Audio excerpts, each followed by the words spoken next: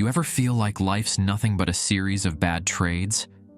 Give up your time, your dignity, your freedom, all for a paycheck that barely keeps you afloat. And when you think you've hit rock bottom, someone always shows up to offer you a shovel. That's what I thought the moment Greg called me up with his pitch. Greg had been a buddy of mine for years. We'd worked together as mechanics at a rundown garage, scraping by with just enough to cover rent and a six-pack on Friday nights. But Greg had a knack for finding ways to make money, usually the kind that came with strings attached. "Kev, listen," he said, leaning in over the diner table, his voice low like we were planning a heist. "I got this gig lined up, a repair job at the St. Augustine Lighthouse, pays real good." I raised an eyebrow, stirring my coffee absent-mindedly. "A lighthouse? You serious? What's wrong with it?" Greg shrugged, a smirk playing on his lips. "They say the light's busted. Need someone to go up there, fix it, and keep an eye on it for a while. Easy money." "Why don't you do it then?" I asked, eyeing him suspiciously. Greg was never the kind to pass up a paycheck unless there was something fishy about it. "Can't, man. They want someone with more experience," he said, gesturing vaguely at me. "You're good with tools. Perfect for the job." Something about the way he said it didn't sit right with me, but I was desperate. Work had been slow, and the bills were piling up. A temporary gig, even one at a creepy old lighthouse, seemed better than nothing. "All right," I said finally.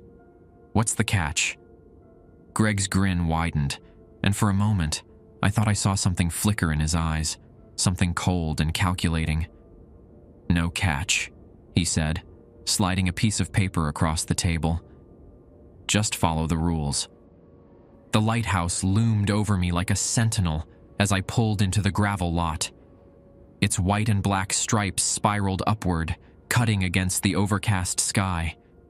The ocean roared in the distance, the salty air heavy with the promise of rain.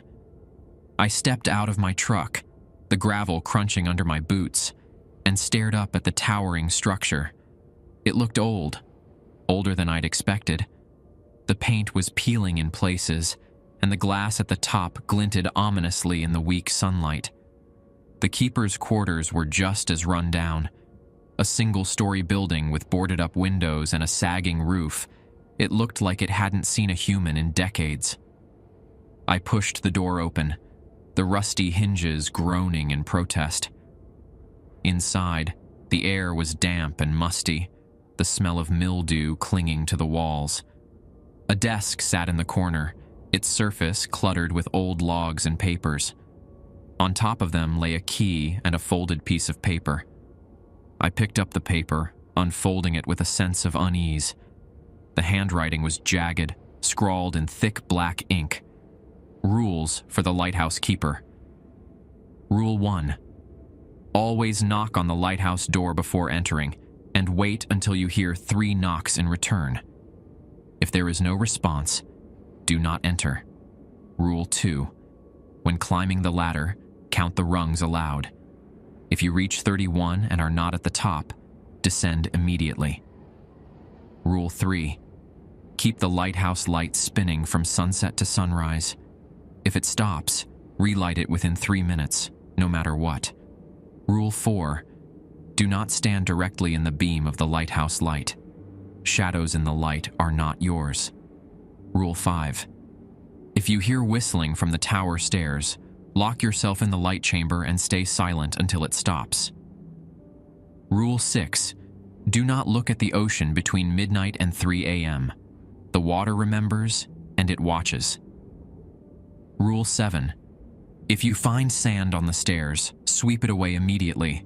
Never ask where it came from. Rule 8. The bell in the tower rings only when someone approaches.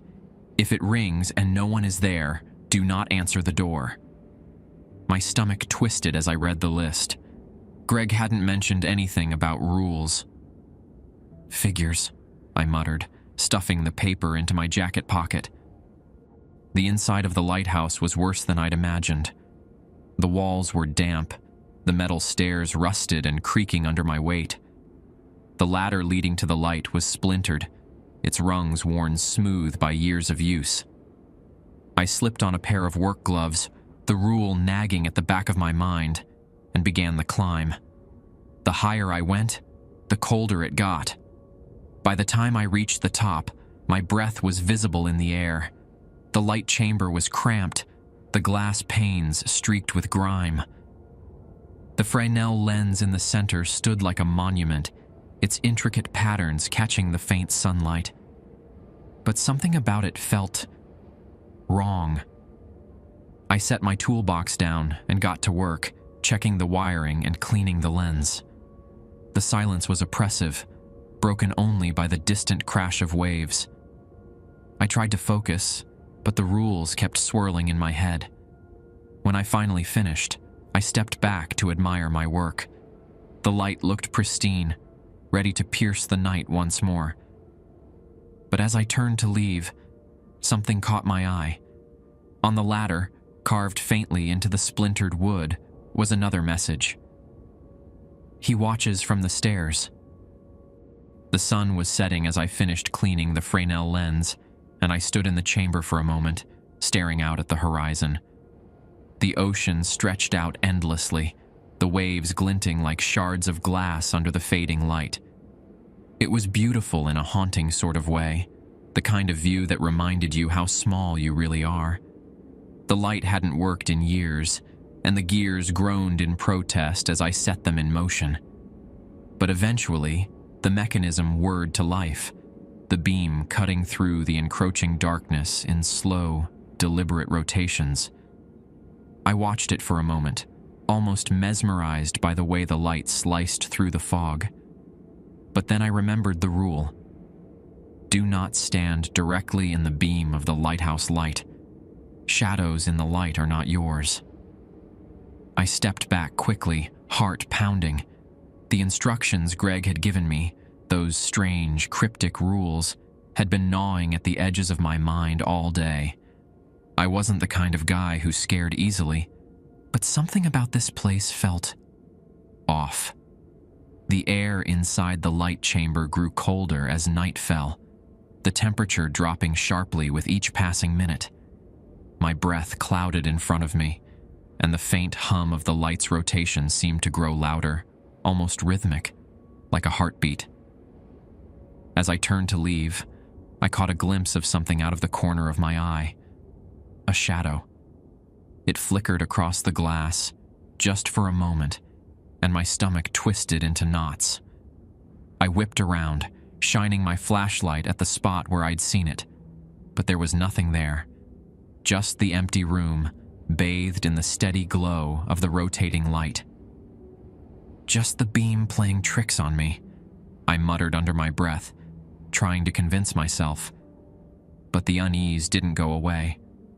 I descended the ladder carefully, counting the rungs this time.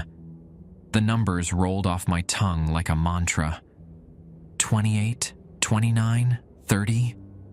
My voice faltered as I reached the 31st rung, my foot hovering in midair. There was nothing below it. My pulse spiked, and I gripped the sides of the ladder tightly, pulling myself back up to the 30th rung. I shone my flashlight downward, and sure enough, the ladder seemed to disappear into the darkness below. My stomach churned. "You're imagining things," I told myself, forcing a laugh that sounded hollow, even to my own ears. But as I climbed down the rest of the way, my mind kept replaying the message carved into the wood. The 31st rung leads nowhere. Back in the keeper's quarters, I tried to shake off the unease. I brewed a cup of coffee, the cheap, instant kind Greg had thrown into my bag, and sat down at the desk to review the rules again.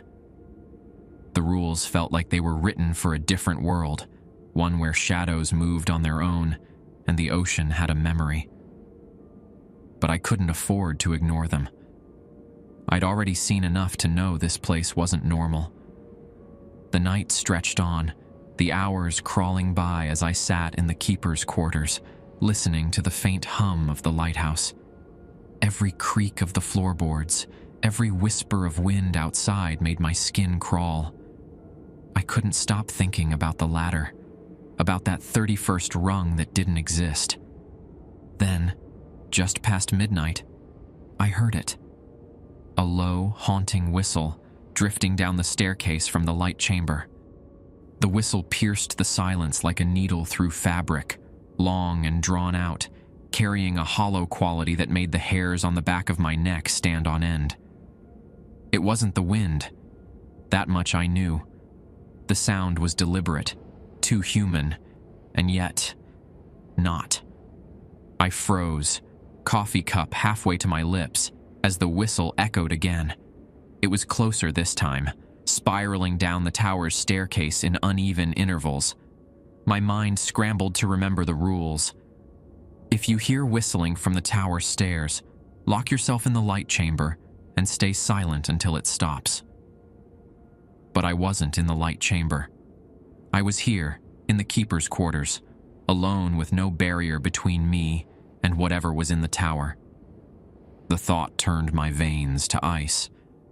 My flashlight lay on the desk, its beam flickering faintly, and I grabbed it with shaking hands.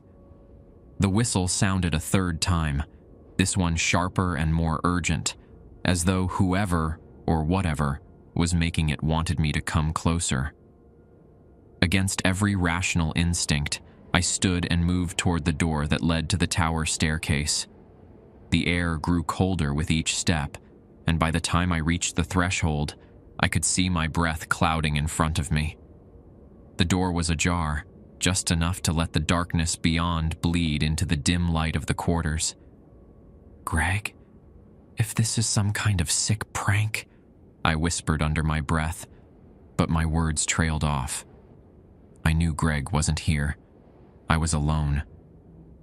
Pushing the door open slowly, I shone my flashlight into the stairwell. The beam barely penetrated the inky blackness, casting long, jagged shadows on the damp walls. I stepped inside, the cold air biting at my skin, and the whistle came again, this time from above me. I craned my neck, aiming the flashlight upward, but the spiral staircase disappeared into the darkness. My heart pounded as I ascended the first few steps, each creak of the metal echoing like gunshots. I didn't know what I was expecting to find, but something deep in my gut told me I didn't want to know. Halfway up, I noticed something strange. Sand. A thin trail of it lined the steps, the grains shimmering faintly under the flashlight. My pulse quickened as I remembered the rule. If you find sand on the stairs, sweep it away immediately. Never ask where it came from. I didn't have a broom, and I sure as hell wasn't going back to the quarters to get one. Instead, I reached down and brushed the sand away with my gloved hand, watching as the grains tumbled over the edge and disappeared into the darkness below. The act felt wrong, like I was disturbing something that wasn't meant to be disturbed. The whistle came again, louder this time, and I froze. It wasn't coming from above anymore. It was behind me. Slowly, I turned, my flashlight trembling in my grip. At first, there was nothing, just the empty staircase spiraling downward. But then I saw it. A figure, faint and translucent, standing at the base of the stairs. Its outline shimmered like heat waves, its features blurred and indistinct. It didn't move, but I could feel its gaze boring into me, heavy and unrelenting. The whistle came again, though its lips didn't move. I bolted up the stairs, taking them two at a time, my boots clanging against the metal. The figure didn't follow, but the sound of the whistle chased me all the way to the light chamber. When I slammed the hatch shut and locked it behind me, the sound stopped abruptly, leaving only the deafening silence of my own ragged breathing. The light chamber was eerily quiet, the rotating beam casting long, fleeting shadows across the room. I leaned against the hatch, my chest heaving as I tried to catch my breath. My mind was racing, replaying the image of the shimmering figure on the stairs and the hollow whistle that seemed to come from everywhere and nowhere.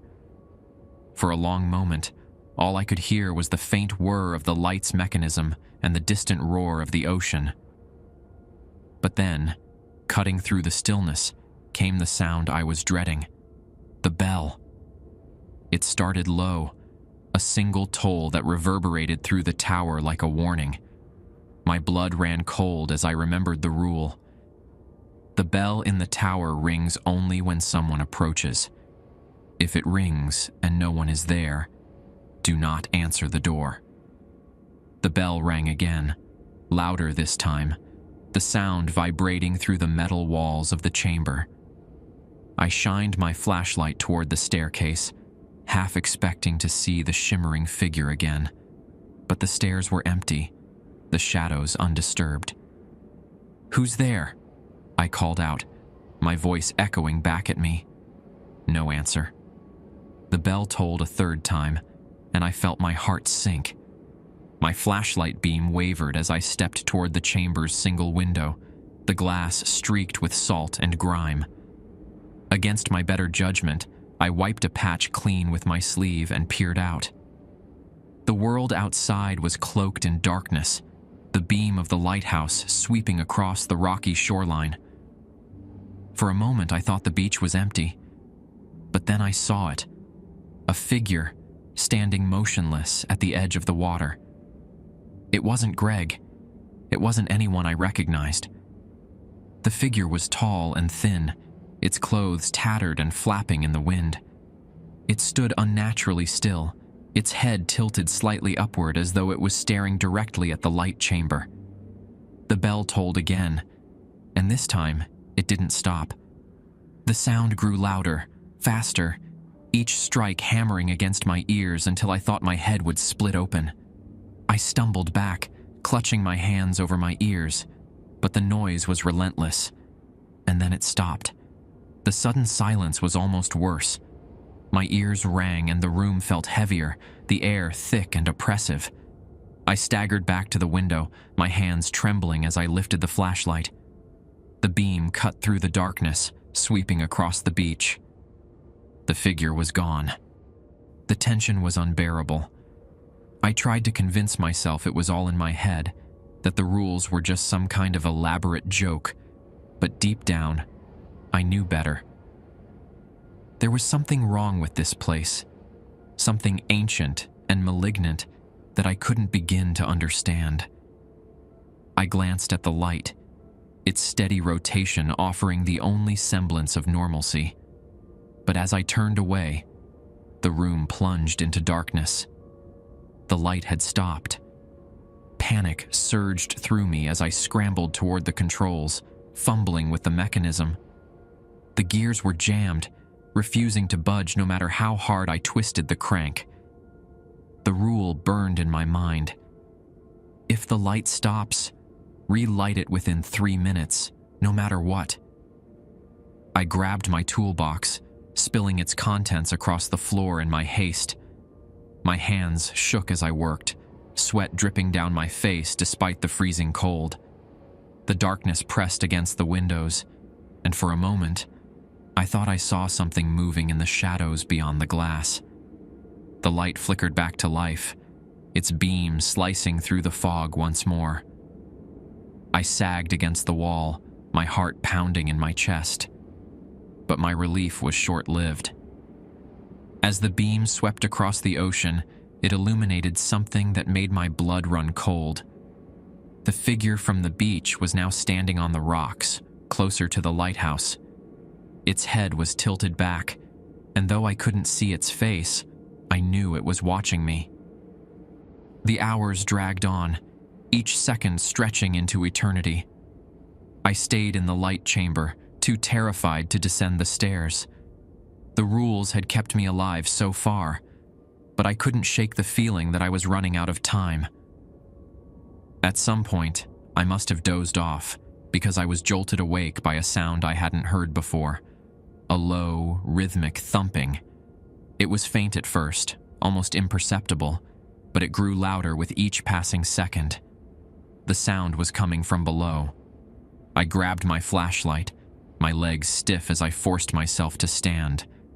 The hatch creaked as I opened it, the beam of my flashlight cutting through the darkness. The thumping continued, steady and deliberate, echoing up the spiral staircase. I descended slowly, my heart pounding in time with the noise. The air grew colder the farther down I went, the walls slick with condensation. The thumping grew louder, more insistent, until I reached the base of the stairs. That's when I saw it. The basement door.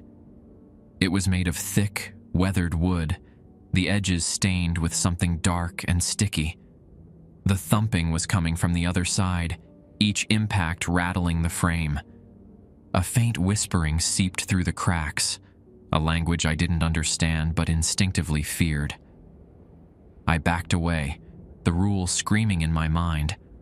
Under no circumstances should you descend into the basement. The door groaned, the wood splintering as though something was trying to force its way through. I turned and ran, the sound of splintering wood chasing me all the way back to the keeper's quarters.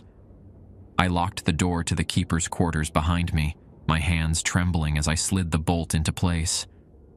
My chest heaved with every breath, my thoughts racing in disjointed fragments. The thumping from the basement door, the shadow on the stairs, the figure on the rocks, it was all connected. The rules weren't just a list of superstitions, they were a shield, barely holding back something far worse. The lighthouse groaned, the sound reverberating through the walls like a living thing.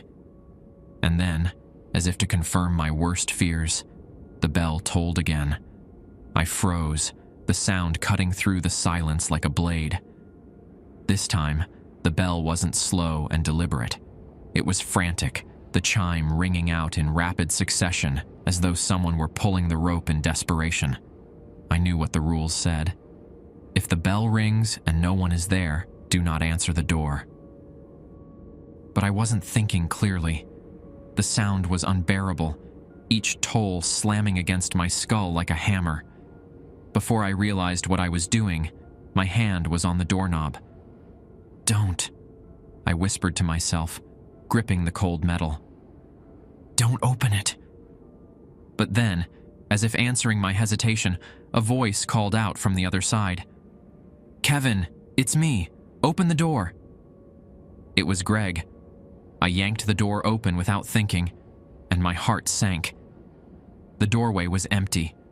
The light from my flashlight spilled out into the fog, revealing nothing but the empty path leading to the tower. No Greg, no footprints, just the sound of the ocean crashing against the rocks below. I slammed the door shut, my pulse racing. "It's messing with me," I muttered under my breath, pacing the small room. "It's not real. It's just messing with me." But then I heard it. The thumping, louder than before, echoing up the staircase. It wasn't just from the basement anymore. It was coming from everywhere. The walls, the floors, the ceiling.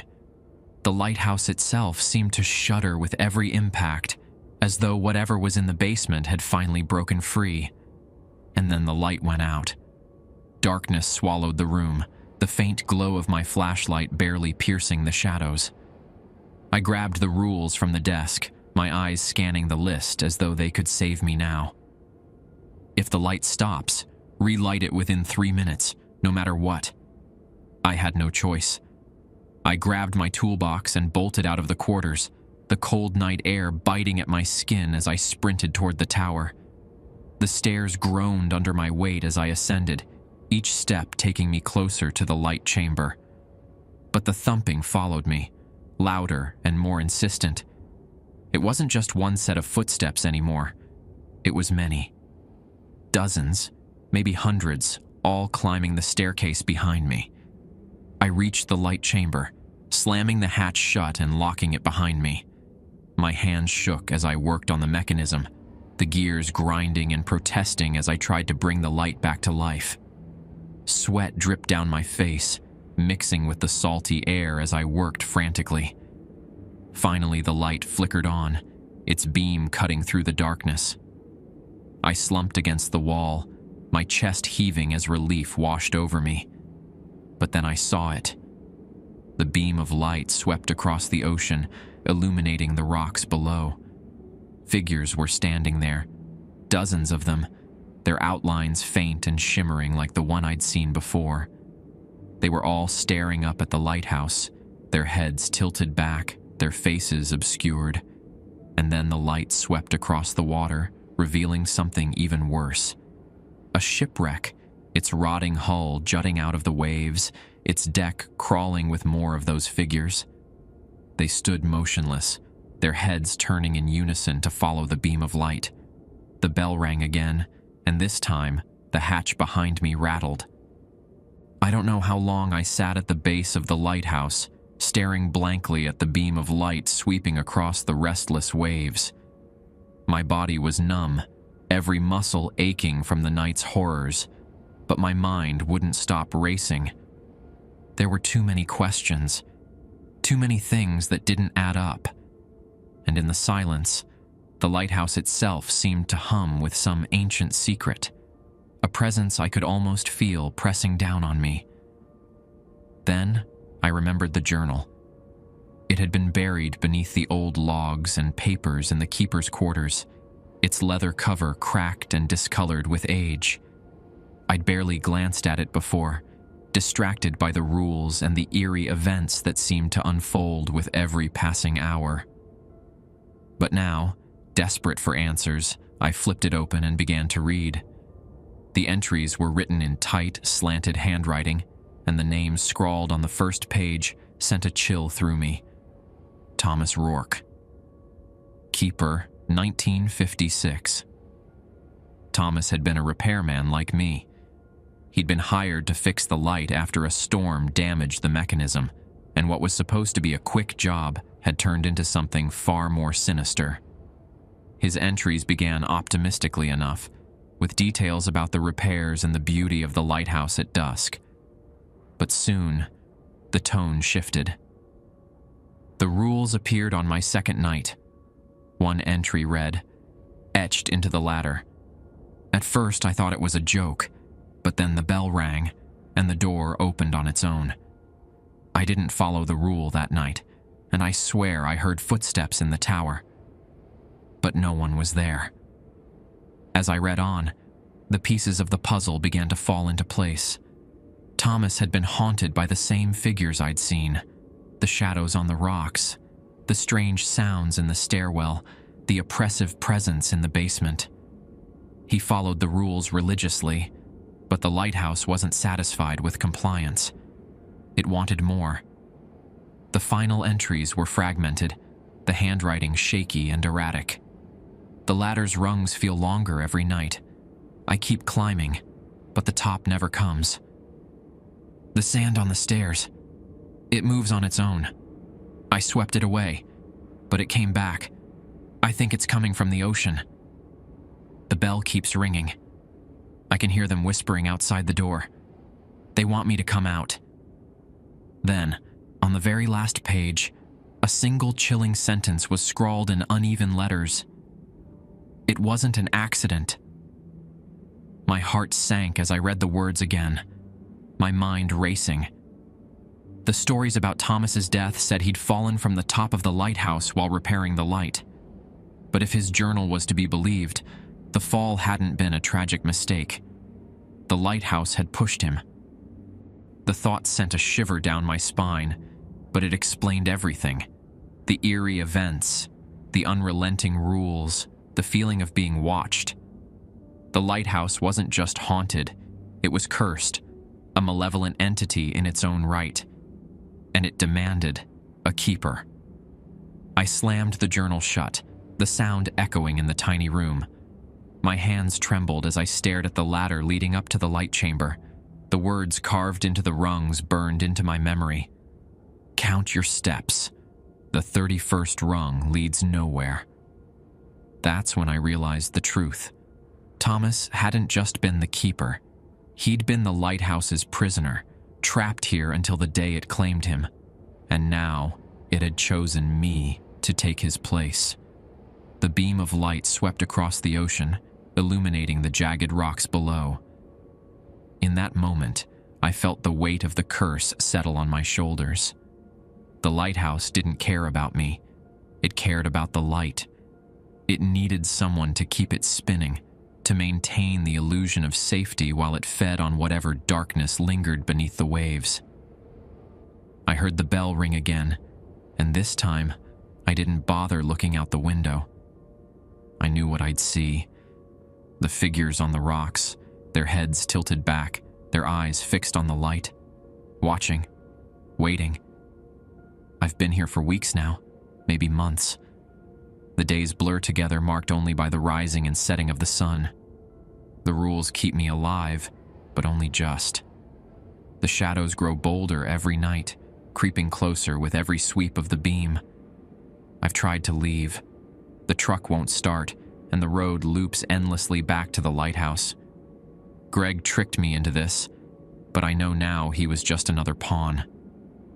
The lighthouse uses people, cycling through keepers like clockwork. I found Thomas's name carved into the ladder, just above the 31st rung. The scratch marks below it told me everything I needed to know.